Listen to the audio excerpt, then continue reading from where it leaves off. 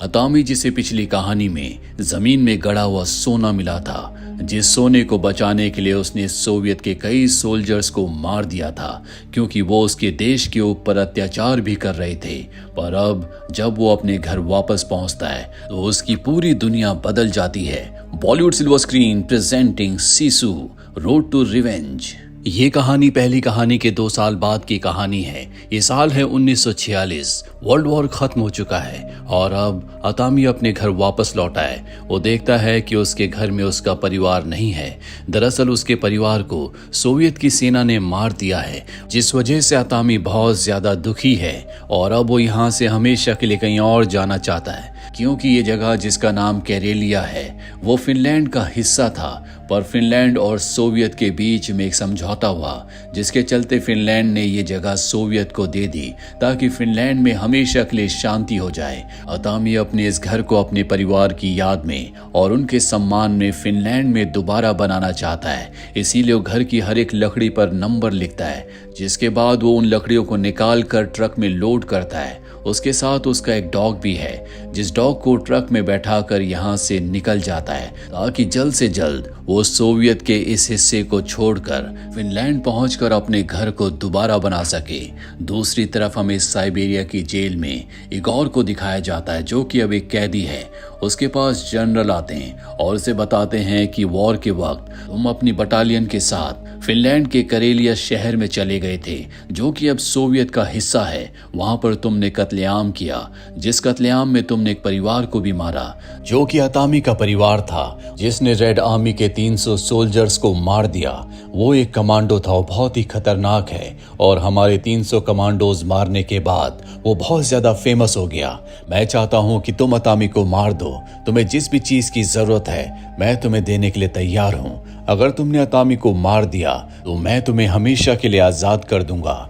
ये कैदी, जिसका नाम इगोर है, जनरल की बात मान जाता है। वहीं अतामी अपने घर का सारा सामान लेकर जा रहा होता है, तभी उसके सामने 2 आर्मी ऑफिसर्स आते हैं जो उसके ट्रक को रुकवाते हैं। अतामी देखता है कि पीछे से एक और गाड़ी आ रही है। वो समझ जाता है कि इनके इरादे अच्छे नहीं हैं। अतामी से उसका पासपोर्ट मांगा जाता है। अतामी अपना पासपोर्ट दे देता है, जिस पासपोर्ट को पीछे गाड़ी में बैठे ऑफिसर को दिखाया जाता है, जो कि और कोई नहीं बल्कि इगोर है, जिसने अतामी के पूरे परिवार को मारा था। और जब इगोर उसके पासपोर्ट को देखता है तो समझ जाता है कि यही अतामी है। वो कहता है कि मैंने सुना था कि अतामी को अपने पुराने घर से बहुत प्यार है, इसीलिए शायद ये अपने घर को कहीं और शिफ्ट करना चाहता है। क्यों ना इसको इसी के घर के साथ जला दिया जाए।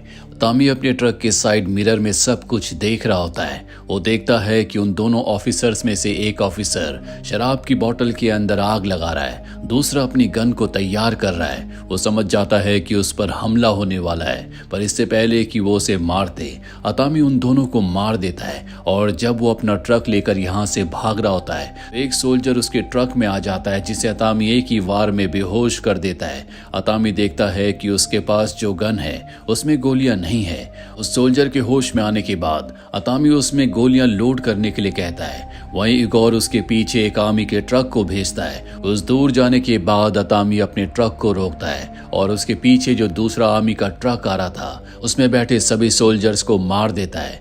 अब तक यहाँ पर इगोर भी अपनी जीप से पहुंच चुका है।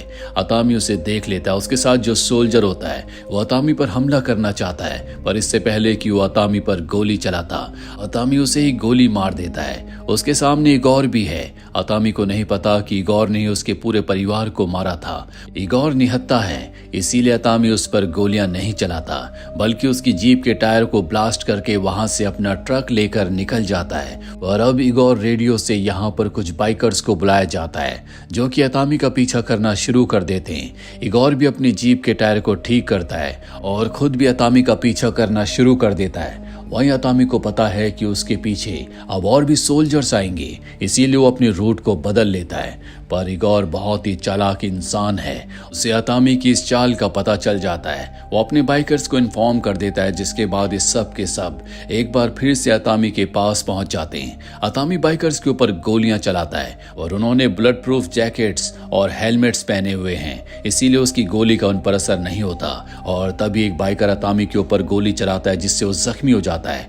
अतामी का ट्रक इससे पहले पलट जाता, वो अपने ट्रक को संभाल लेता है। एक बाइकर उसके ट्रक के ऊपर चला जाता है जो ऊपर से ही गोली चलाता है, पर अतामी इस वार से बच जाता है, जिसके बाद वो उस बाइकर को नीचे गिरा देता है। पीछे से इगोर अपनी जीप से आ रहा होता है और उसकी जीप से ही उसका सोल्जर मारा जाता है। इसी तरह से बड़ी चालाकी और बहादुरी से अतामी सभी बाइकर्स को मार देता है और अब उसके पीछे इगोर है जो अतामी के ट्रक की लकड़ियों पर आग लगा देता है। अतामी के ट्रक में सोल्जर की बॉडी है जिसके पास डायनामाइट है और उस बॉडी को बड़ी चालाकी से अतामी इगोर की जीप के ऊपर फेंक देता है, पर इससे पहले कि ब्लास्ट होता इगोर अपनी जान बचाने के लिए जीप से कूद जाता है, जिससे उसकी जान बच जाती है। और अब वो रेडियो से अतामी के ऊपर हमला करने के लिए फाइटर प्लेन्स को बुलवाता है। वहीं अतामी को दिखाया जाता है जो कुछ दूर जाने के बाद अपने ट्रक को रोकता है, उसकी आग को बुझाता है, साथ ही वो इंजन पर पानी भी डालता है क्योंकि उसे पता है कि उसका सफर अभी लंबा होने वाला है। उसका डॉग भी पूरी तरह से सुरक्षित है और तभी उसे ऊपर फाइटर प्लेन्स की परछाई दिखती है। वो समझ जाता है कि उस पर हमला होने वाला है, इसीलिए जल्दी से वो ट्रक को स्टार्ट करके यहाँ से निकल जाता है। पर अब जो ऊपर फाइटर प्लेन्स होते हैं लगातार उस पर गोलियां चलाते हैं और तभी उसे सामने छुपने की एक जगह मिल जाती है। वो ट्रक को उसके अंदर ले जाता है और अतामी जानता है कि जल्दी फाइटर प्लेन्स इस पूरी जगह को उड़ा देंगे। तभी उसे लकड़ी की एक बहुत बड़ी शीट दिखती है जिसे वो अपने ट्रक के ऊपर लगा लेता है। सामने जंगल भी है और अब इससे पहले कि इस जगह को ब्लास्ट किया जाता अतामी ट्रक लेकर यहाँ से निकल जाता है और वो जंगल के अंदर चला जाता है जहाँ पर फाइटर प्लेन्स को उसे ढूंढने में बहुत ज्यादा प्रॉब्लम होती है।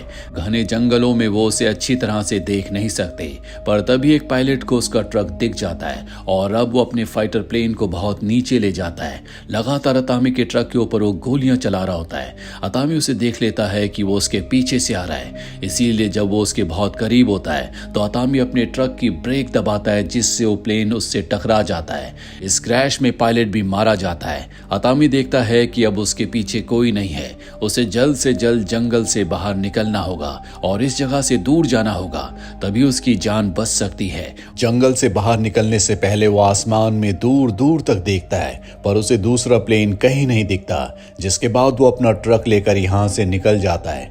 पर जल्दी वो दूसरा प्लेन जो उसे ढूंढ रहा था अतामी को स्पॉट कर लेता है। इसके बाद वो उसके ट्रक पर लगातार कई सारी गोलियां चलाता है, पर जल्दी प्लेन की गोलियां खत्म हो जाती है। पायलट किसी भी कीमत पर अतामी को मारना चाहता है, इसीलिए वो अपने प्लेन को नीचे ले आता है। अतामी समझ जाता है कि पायलट अपने प्लेन से उसके ट्रक पर टक्कर मारना चाहता है, पर तभी अतामी गोली चलाकर अपने ट्रक की रस्सियों को काट देता है जिससे उसने लकड़ियों को बांधा था और एक जोरदार ब्रेक लगाता है जिससे उसके ट्रक की कुछ लकड़ियां आगे आ जाती है, जिस वजह से प्लेन उसके ट्रक से ना टकराकर लकड़ियों से टकराकर वहीं पर क्रैश हो जाता है। इस तरह से अतामी की सूझबूझ, चालाकी और बहादुरी से एक बार फिर से उसकी जान बच जाती है और प्लेन का पायलट अब भी जिंदा होता है क्योंकि वो पैराशूट से पहले ही निकल गया था। और अब अतामी जब अपने ट्रक की लकड़ियों को वापस लोड कर रहा होता है तो वो उसके सामने आ जाता है। अतामी को बहुत गुस्सा आता है। अतामी पूरे गुस्से से जब उसकी तरफ बढ़ रहा होता है तो वो देखता है कि फाइटर प्लेन का पायलट हंस रहा है। अतामी समझ जाता है कि कुछ न कुछ गड़बड़ है। अतामी जब ऊपर देखता है तो एक बॉम्बिंग प्लेन आ रहा होता है। वो जल्दी से लकड़ियों को ट्रक में लोड करता है और ट्रक को स्टार्ट करके यहाँ से निकल जाता है। और बॉम्बिंग प्लेन अब तक बहुत सारे बॉम्ब इनके ऊपर छोड़ चुका है, जिस वजह से नीचे वाले पायलट की मृत्यु हो जाती है। अतामी किसी तरह से अपने ट्रक को संभालता हुआ पानी में जंप करवा देता है। सबसे पहले वो अपने डॉग को आजाद करता है ताकि उसकी जान बच जाए। इसके बाद वो खुद भी ट्रक से निकल जाता है और ट्रक अब लगातार पानी की गहराइयों में जा रहा होता है। वो अपनी लकड़ियों को अपने घर को नहीं खोना चाहता, इसीलिए वो नीचे जाकर रस्सियों को खोल देता है, जिस वजह से लकड़ियां ऊपर आने लगती है। पर बहुत देर तक पानी के अंदर रहने की वजह से उसकी बॉडी में ऑक्सीजन की कमी हो जाती है और अतामी बेहोश हो जाता है। कुछ ही देर बाद हम देखते हैं कि सभी लकड़ियां और अतामी का डॉग ऊपर है, पर अतामी का कहीं नामो निशान नहीं है। तभी वो एक लकड़ी के साथ ऊपर आ जाता है। इस लकड़ी की वजह से उसकी जान बच गई। उसका डॉग भी उसके पास आता है। अतामी होश में आ चुका है। वहीं हमें कुछ देर बाद दिखाया जाता है कि इगोर इसी साइट पर है जहां से अतामी ने अपने ट्रक को पानी में जंप करवाया था और यहाँ पर अपने सोल्जर को नाव से पानी में भेजता है और उससे पूछता है कि पानी में क्या है। वो बताता है कि पानी के अंदर एक ट्रक है, लेकिन वहां पर अतामी की बॉडी नहीं है और ना ही लकड़ियां हैं। इगोर समझ जाता है कि उसकी जंग अतामी से बहुत लंबी चलेगी। वहीं अतामी को दिखाया जाता है जिसने सभी लकड़ियों को जोड़कर राफ्ट बनाया था और उस राफ्ट के साथ वो अपने डॉग को लेकर समंदर के दूसरे किनारे पर पहुंच चुका है। जब वो थोड़ा सा आगे जाता है तो कोस्ट लाइन के पास उसे एक टैंक दिखता है, जिसे देखकर उसे बहुत खुशी होती है। टैंक के अंदर वेपन्स भी होते हैं और अब वो टैंक को पूरी तरह से अच्छे से एक बार फिर से जंग के लिए तैयार करता है। यहाँ से कुछ ही दूर पर सोवियत और फिनलैंड का बॉर्डर है। उसे किसी भी कीमत पर फिनलैंड तक पहुंचना है। इगोर को पता होता है कि वो फिनलैंड जाना चाहता है, इसीलिए पहले से उस बॉर्डर तक पहुंच चुका है, जहां पर अब कुछ ही देर में अतामी पहुंचने वाला है। जल्दी अतामी टैंक लेकर फिनलैंड के बॉर्डर तक पहुंच जाता है और अगर एक बार वो फिनलैंड पहुंच गया तो ये जो सोवियत के सोल्जर्स हैं उसका कुछ नहीं बिगाड़ पाएंगे। पर इस वक्त वो सोवियत की टेरिटरी में है, इसीलिए लगातार उसके टैंक पर गोलियां चलाई जाती है। अतामी ने अपने टैंक के साथ अपने घर की लकड़ियों को बांधा हुआ है और लगातार आगे बढ़ रहा है। किसी को कुछ समझ नहीं आता कि अतामी क्या करना चाहता है और उसके टैंक के साथ जो बॉम्ब होते हैं अतामी उन्हें ब्लास्ट कर देता है, जिस वजह से उसका जो टैंक होता है वो उड़कर दूसरी तरफ चला जाता है। पर तभी उसके टैंक की बेल्ट टूट जाती है, जिस वजह से वो फिनलैंड की जमीन पर नहीं पहुंच पाता। दरअसल अतामी का यही प्लान था कि वो टैंक को उड़ाकर सोवियत की जमीन को पार करके फिनलैंड पहुंच जाएगा, पर अब उसका प्लान फेल हो गया। उसे पता है कि जल्दी उसे पकड़ लिया जाएगा, इसीलिए वो चाकू के हैंडल को निकालकर उस चाकू को अपनी स्किन के अंदर छुपा लेता है। साथ ही उसके साथ जो डॉग है उसे वो टैंक से बाहर निकालता है, जो बॉर्डर पार करके फिनलैंड पहुंच जाता है। इसके बाद उसके सामने एक और आता है जो उसे गन पॉइंट पर ले लेता है। इससे पहले कि वो उसे मारता, वहां पर जनरल आ जाते हैं जो कहते हैं कि अतामी को हम यहाँ से साइबेरिया ले जाएंगे। इसके बाद अतामी को और उसके पास जितनी लकड़ियां होती है जो कि उसके घर की है उन्हें ट्रेन में लोड किया जाता है और यहाँ से सब के सब साइबेरिया के लिए निकल जाते हैं। इगोर उस कंपार्टमेंट के अंदर जाता है जहां पर अतामी को बांधकर हवा में लटकाया गया है। वो उसे बुरी तरह से टॉर्चर करता है, साथ ही बताता है कि मैंने कई हजारों लोगों को जंग के दौरान मारा है, जिनमें तुम्हारा परिवार भी था। मैंने तुम्हारी पत्नी और दोनों बच्चों को बहुत बेरहमी से मारा था। ये सब सुनने के बाद अतामी को पता चल जाता है कि उसके परिवार को मारने वाला और कोई नहीं बल्कि इगोर था। इसके बाद इगोर यहाँ से चला जाता है। वो उस कंपार्टमेंट में जाता है जहाँ पर सभी ऑफिसर्स बैठे होते हैं। वहीं अतामी इस बात को सुनने के बाद कि उसके परिवार को मारने वाला और कोई नहीं बल्कि इगोर है, अपने गुस्से को कंट्रोल नहीं कर पाता और अपनी पूरी ताकत से वो रस्सी को तोड़ देता है, जिससे वो नीचे गिरता है। बाहर दो सोल्जर्स होते हैं, जिनमें से एक अंदर आता है। अतामी ने अपनी स्किन के अंदर जो चाकू छुपाया था वो उस चाकू को निकालकर उस सोल्जर को मार देता है और जब वो बाहर आता है और दूसरा सोल्जर ये देखता है कि अतामी ने उसे बुरी तरह से मारा है तो वो डर कर चलती ट्रेन से कूद जाता है। इसके बाद अतामी एक कंपार्टमेंट के अंदर पहुंचता है जहां पर बहुत सारे सोल्जर्स सो रहे होते हैं और जल्दी कुछ सोल्जर्स उठ जाते हैं। अतामी बहुत साइलेंटली एक एक करके उन सबको मारकर उस कंपार्टमेंट को बंद करके बाहर पहुंच जाता है। इसके बाद अतामी ट्रेन के ऊपर जाता है, लेकिन तभी वो लोहे के पाइप से टकराता है, जिस वजह से वो दूसरे कंपार्टमेंट के अंदर गिर जाता है जहां पर सभी सोल्जर्स उठे हुए हैं। और अतामी को पकड़ पाना या मार पाना इतना आसान नहीं है। अतामी मशीन गन से सभी सोल्जर्स को मार देता है। वहीं हमें गौर को दिखाया जाता है जो ऑफिसर्स के साथ है। वो गोलियों की आवाज सुनता है, वो समझ जाता है कि ये काम अतामी का है।